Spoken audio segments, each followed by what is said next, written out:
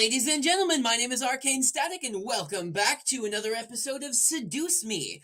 When last we left our intrepid adventuring hero, she had just been slapped in the face by her asshole of a father, whom I personally want to tie up with a carpet and roll down a set of stairs. But let's see what happens next. I quickly turned and ran up the stairs to my room, slamming the door behind me. My breath came in short pants, like my butt, and for a while I just leaned against the door to my bedroom, eventually sliding down to sit against it. How did things become like this? My cheek still throbbed, and I tentatively stood up and looked at the mirror to see how it looked. Hopefully it doesn't bruise. What am I saying? Tears formed in the corners of my eyes, but I blinked them back rapidly. I couldn't cry for the second time today. I had to be stronger than that. That's, like, toxic? You can cry as many times as you want? Especially because you, one, just got hit in the face by your asshole of a dad, and two, just had to bury your grandfather. You're right. Your father told me nothing happened, but you know your father. Yeah, I know he hit me in the face. I'm fine. I just lost my appetite. The lasagna's done, though. And I don't want you skipping any meals. Are you sure? Yeah, I'm sure. Yeah, don't worry about me, Mom. I'll come downstairs later to eat. You're not telling me the whole story. Do you want me to tell? I would love to tell you that your husband just hit his daughter in the face with the back of his hand, no less. I just don't want to eat right now. Please, dear. Tell me what's going on. I wish you would tell me why you're being like this. Did I soundproof my door, and that's why it sounds like there's such a low-pass filter over it? I wanted to tell her. A part of me was screaming to tell her what Dad had done. At the same time, I knew she couldn't fix anything, but I could by killing him. Besides, I was moving out regardless. I remained silent, letting the event remain in the past. Well, I'll leave your food on the table if you want to eat it later. Put it in the refrigerator. Don't leave it on the table. What do you want me to get, salmonella? Mom, what a shit parent you are, too. No, that's being really harsh. Finally, my mom left me alone. It was strange to think that she was only a few inches away from me, only separated by a single wooden door. I didn't really know what to do. I needed to do something, anything, to get my mind off of just what happened. So I got out my dildo. Anything would be better than thinking anymore about the pain still radiating from my cheek. I was going to move into my grandfather's house tomorrow. I should probably pack my stuff so I'd be prepared for tomorrow. You can't say tomorrow that too... Yeah, that was a good idea. I should start packing. I opened the closet, rummaging around for a while before I finally found 2 large bags. Pulling them out onto the floor of my room, I then began to empty my drawers and cabinets so that I could bring all my things with me. I didn't have much to bring other than just clothes and some toiletries, and all the books that are on my shelf. It was kind of bizarre that I didn't have many personal belongings, but very convenient to the plot. It wasn't like my luggage was completely devoid of them, but I certainly didn't have many things in my room that I would miss if I just suddenly left the house. I shook my head to rid myself of those thoughts. If it were going to be my new home, it would have to feel like it. One way or another, I was going to make it a home.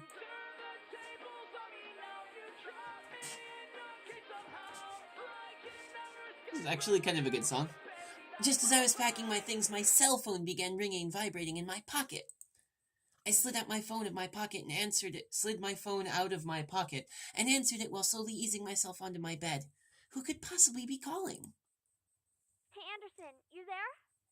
Is everything all right? We were worried about you, so we just... Oh, it's a speakerphone call. How cute. Hello? What? Stop! Lost a couple seconds of footage, got a phone call, had some problems with it. Anyway, in the last 3 seconds that aren't on here, I basically said, I am totally fine, I promise. So, my voice managed to come out that was only a whisper. What happened? Are you okay? Well, I slowly began to tell them about the funeral that afternoon. A small silence followed when I was done recounting what happened, and to my relief, Naomi finally spoke up. I can't begin to imagine how you must be feeling right now. I'm so sorry. Do you want us to come over right now? Hell yeah, let's have some parties so that I can get my mind off of this. Oh, okay. No, it's okay. My dad isn't in a good mood, so could we just keep talking on the phone like this? Of course! We'd stay on the phone until the crack of dawn. Right, Suzu? Yeah. We're always here if you need us. After all, we wouldn't be the awesome triple threat trio without Triple you, threat right? trio? Is that what we are? The triple threat trio, huh? Trio, wow, Jesus. Yeah. Triple threat trio? That sounds like the name of a gang. Yeah, I mean, we're all taking on the world together. We've got to sound Jesus. somewhat scary, or else no one's going to take us seriously. No one's gonna take us seriously with a name like the triple threat trio. Christ. I wanna take a second here to mention that, like, a lot of people will talk over the dialogue that's happening in the thing, but because this is such like a story heavy game, I'm not gonna do that because it's not my style to do so anyway. But also, this is story heavy, so if you miss anything, it'll be lame. What's with you and naming things? You've got to step up your game, Naomi. Falling behind to the cool kids like Anderson and me. Tisk tisk. Hey, I'm a cool kid. I'd say you have to step up your game. Oh, Jesus. We chatted cheerfully about butts, and I mean all sorts of things.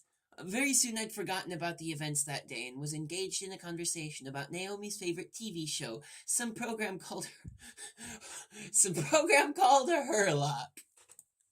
We all agreed that the actor playing the titular character certainly had a very distinctive look about him, so the people who made this game are a Benedict Cumberbatch fan. I love it, with that long overcoat and scarf wrapped around his neck. We had many disagreements about who we thought was the coolest character. Yeah, he has really high cheekbones, and his eyes are pretty, though I do have to say I prefer Jatson. And as a bonus, his actor is just so sassy. I looked at the clock hanging on the wall and realized how late it was.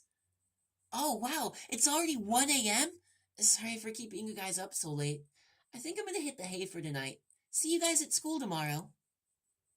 I should probably shower and go to bed.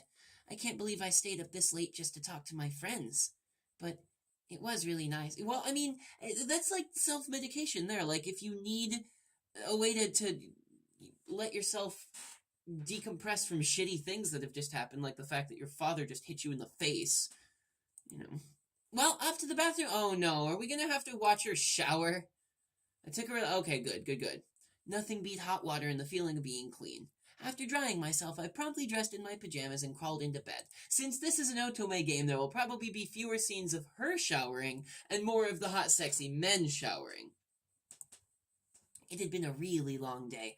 I knew that I was wishing for something to change back in class, but I certainly wasn't expecting any of the things that happened today.